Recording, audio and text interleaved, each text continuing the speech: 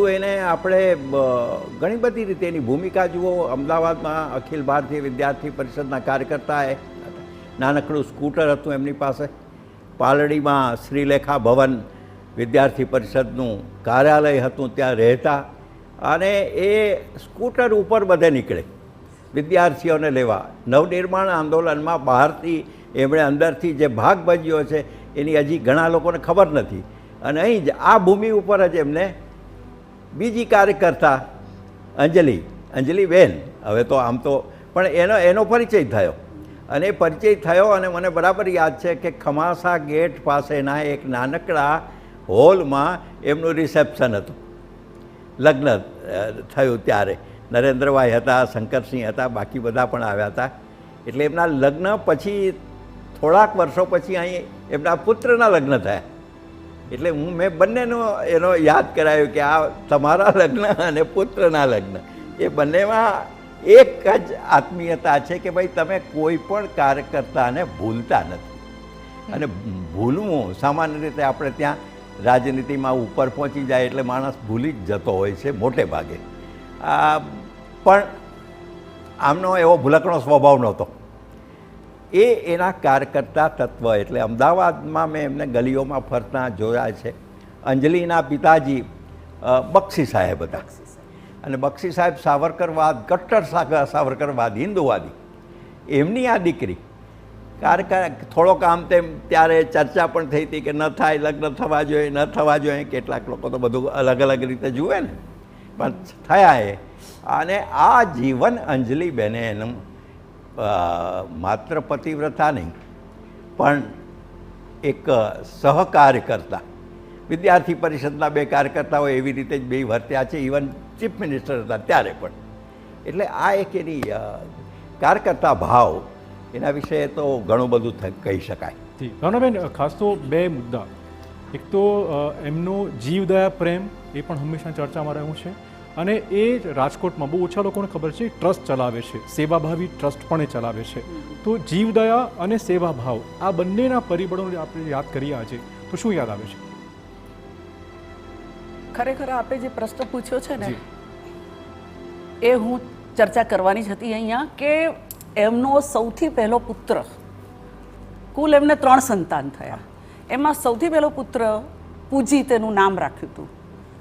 અને આપ તો જાણો છો, વિષ્ણુભાઈએ કહ્યું એમ કે મહારાષ્ટ્ર પરિવારમાં એમણે લગ્ન કર્યા અને બક્ષી સાહેબ અને એમના પત્ની એટલે કે બહેનના માતા આશાબેન બક્ષી, આ બંને એટલા બધા સંઘના સેવક હતા, સ્વયંસેવક હતા. અને મને યાદ છે કે 1995માં હું જ્યારે મેયર બની ત્યારે મને મળવા માટે આ બંને પતિ પત્ની આવતા. અને આપને અત્યારે વિષ્ણુભાઈએ કહ્યું ને, સાવરકરજીને યાદ કર્યા અને મને કહે કે ભાવનાબેન કાંઈક તો કરો. મેં કીધું ફરમાવો આપ, શું મને મારી પાસે તમે આગ્રહ રાખો છો કરવા? તો કે સાવરકરજીની પ્રતિમા ના મુકાય અમદાવાદમાં, આ કેનાર બક્ષી સાહેબ. મેં કહ્યું કે બિલકુલ સાચી વાત છે, મૂકવી જ જોઈએ. ત્યાર પછી ખૂબ સંશોધન કર્યું કે પહેલાં પણ એકવાર આગળના ડૉક્ટર મુકુલભાઈ હતા ત્યારે એક ઠરાવ, મુકુલભાઈ અથવા તો પ્રફુલભાઈ મેયર હતા એ વખતે, એક ઠરાવ પસાર થયેલો હતો.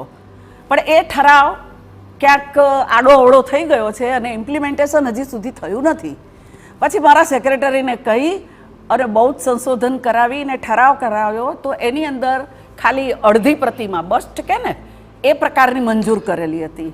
ફરીથી એ ઠરાવને એમના આગ્રહથી રિન્યૂ કરીને આખી પ્રતિમા મૂકવી. આપે જોઈ હશે કે ટાગોર હોલ પાસે એ આખી પ્રતિમા કરવાનો ઠરાવ પસાર કર્યો. એટલે આવા માતા પિતાના દીકરી અંજલિબેન અને એમને મળ્યા વિજયભાઈ. એટલે વિજયભાઈ એ ખરેખર મને તો એમ થાય છે કે આવા કાર્યકર્તા હવે મળે ક્યાંથી? આ જમાનામાં અત્યારના રાજકીય પરિવેશની અંદર આ મોતી શોધવા બહુ જ મુશ્કેલ છે. વિજયભાઈએ ક્યારેય પોતે રાજીનામું આપવું પડ્યું હોય પદ ઉપરથી, એનું દુઃખ નથી. એમણે એમ કહ્યું હતું કે મહત્વાકાંક્ષા તો બધાને હોય, પણ દેશ પ્રેમ એ મારા માટે પહેલો છે, રાષ્ટ્ર પહેલું છે. અને મને યાદ છે કે ભાઈ આપણા રાજકોટના ગવર્નર જે બન્યા બેંગ્લોર, વજુભાઈ વાળા, હા. વજુભાઈ સાથે વાતચીતમાં એમ એ કહેતા હતા કે જ્યારે મીસામાં પકડાયા એટલે 2 જેલ તો એમણે સૌરાષ્ટ્રની એમાં સમય ગુજાર્યો, 1 વર્ષથી વધારે સમય મીસામાં રહ્યા હતા. જી. પછી એમને સાબરમતીમાં લાવવામાં આવ્યા, તો ત્યાં આગળ આ બધા હતા, વજુભાઈ હતા, શંકરસિંહ હતા, એટલે એમને અંદર લાવ્યા. એટલે નમસ્કાર બધાને, કેમ છો બધા? 21 વર્ષનો યુવાન વિજયભાઈ રૂપાણી એને મીસામાં પકડ્યા અને જેલમાં જઈને અરે રે મને જેલમાં પૂર્યો એવું કાંઈ જ ન કહેતા એમણે ત્યાં જઈ અને બધા સાથે ખૂબ સરસ રીતે વાત કરી કે ના, આના માટે જ આપણે છીએ, આ કરવા માટે તો આપણે કરીએ છીએ, એવો જે ભાવ એમણે વજુભાઈ સાથે રજૂ કર્યો, ખૂબ જેમાંથી આપણે પ્રેરણા લેવા જેવી છે. અને બીજું, મેં એમને ક્યારેય થાકેલા નથી જોયા. નહીતર શું હોય કે રાજકીય નેતા ક્યારેય થાકી જાય, એમના ઘરે કોઈ પણ મળવા આવે, એમની ઓફિસમાં કોઈ પણ મળવા આવે, કોઈ પણ કાર્યકર્તા એમના રાજકોટના ઘરે જાય કે શહેરના કાર્યાલયમાં જાય, કારણ કે એમણે મેયરથી માંડીને કાર્યકર્તાથી માંડીને મુખ્યમંત્રી સુધીના પ્રત્યેક પદ એમણે ભોગવી ચૂક્યા છે. પણ ક્યારેય મને નથી યાદ કે જે અનુભવો અમે પણ ઘણા કર્યા હોય કે ક્યાં કેવી એન્ટ્રી મળે છે, પણ વિજયભાઈને ત્યાં મેં ક્યારેય, મારી વાત નથી કરતી, પ્રત્યેક કાર્યકર્તાને એન્ટ્રી મળતી હતી. અને હું કાલે બેઠી હતી ત્યારે એક પંજાબી કાર્યકર્તા, પદાધિકારી હતા, પંજાબથી આવેલા, અને બહેનના ખોળામાં આવીને માથું મૂકીને રડવા લાગ્યા. પછી કે અમે તો વિજયભાઈને ગુમાવ્યા, અમે સહન નથી કરી શકતા. ત્યારે મેં કીધું મેં જરાક સાંત્વના આપવાનો પ્રયત્ન કર્યો, જો પ્રયત્ન કર્યો, હા, કારણ કે મારી પાસે શબ્દો તો હતા જ નહીં, પણ કાંઈક કહેવું પડે. એટલે મેં કહ્યું કે અંજલિબેનની સામે તમે બેઠા છો અને પ્રભારી તમારા વિજયભાઈ હતા, હવે તમે એવું કામ કરજો કે વિજયભાઈને સાચી શ્રદ્ધાંજલિ ભારતીય જનતા પાર્ટીને પંજાબની અંદર સારું સંગઠન બતાવીને જીતાડીને આપજો, એ તમારા તરફની અમે શ્રદ્ધાંજલિ સમજશું. એટલે આ વાતથી તો એકદમ રડવા માંડ્યા. પછી નાના નાના જે કાર્યકર્તાઓ હતા, જે અહીંયા આગળ પ્લેન ક્રેશ થયું અને બધું શોધતા હતા, ત્યાં એ લોકો મળવા આવ્યા. આ તમે જુઓ કે સંવેદના કેટલી હદ સુધી પાયામાં છે વિજયભાઈ માટેની. અંજલિબેનને મળવા આવ્યા, પગે લાગ્યા, અમે પૂરો પ્રયત્ન કર્યો છે અને હજી પણ કરીશું, અને પગે લાગીને ગયા. એમનો સિક્યોરિટીનો પૂરો સ્ટાફ, જી, કારણ કે આટલા બધા પદ ઉપર રહ્યા એટલે કેટલા બધા સિક્યોરિટી વાળાની સેવા લીધી હોય, આખો સ્ટાફ આવ્યો અને બધાની આંખમાં આંસુ હતા. ત્યારે મને એમ થયું કે આને સાચો કાર્યકર્તા કહેવાય. આવો કાર્યકર્તા મળવો બહુ મુશ્કેલ છે, અને એટલે જ દુઃખ છે એમના જવાનું, જે અત્યારે સહન નથી થતું. જી બિલકુલ. નિમેશભાઈ, જે રીતે ગઈકાલે એક તેમના પુત્રી દ્વારા લખેલો જે પત્ર હતો તે ખૂબ જ વાયરલ થયો, જેમાં જે રીતે ભાવનાબેને પણ જણાવ્યું કે તેઓ રાત્રે લગભગ 3 વાગે પણ તમને કોઈ મદદ માટે આવે તો તેની સાથે વિનમ્રતાથી વાત કરવી તેઓ સજેશન આપતા હતા. સીએમ ડેશબોર્ડ જ્યારે કોરોના સમયે એક્ટિવ કરવામાં આવ્યું હતું, ખુદ મેં મુલાકાત લીધી હતી, અને તેઓએ જન સુધી કઈ રીતે કામગીરી કરવામાં આવી રહી છે, કઈ રીતે આરોગ્યને લઈને ખાસ ધ્યાન રાખવામાં આવી રહ્યું છે, તે તમામ બાબતોને લઈને તેઓ સીએમ ડેશબોર્ડ પર 24 કલાક કામ કહી શકાય કે એક્ટિવ રહેતા હતા.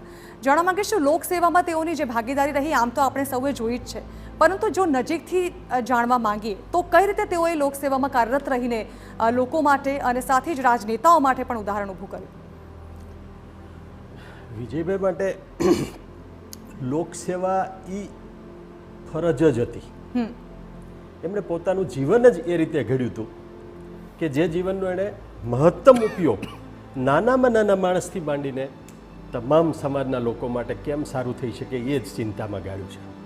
અને એટલે જ મેં ગઈકાલે લખેલું કે એ એવું વ્યક્તિત્વ હતા કે ચહેરા પર સતત હાસ્ય હોય, હાસ્યસભર જવાબો હોય, ઉત્સાહ, અને આમ તો કહેવું જ પડે અથવા તો આમ તો કરવું જ પડે એવો મીઠો આગ્રહ સતત કરતા.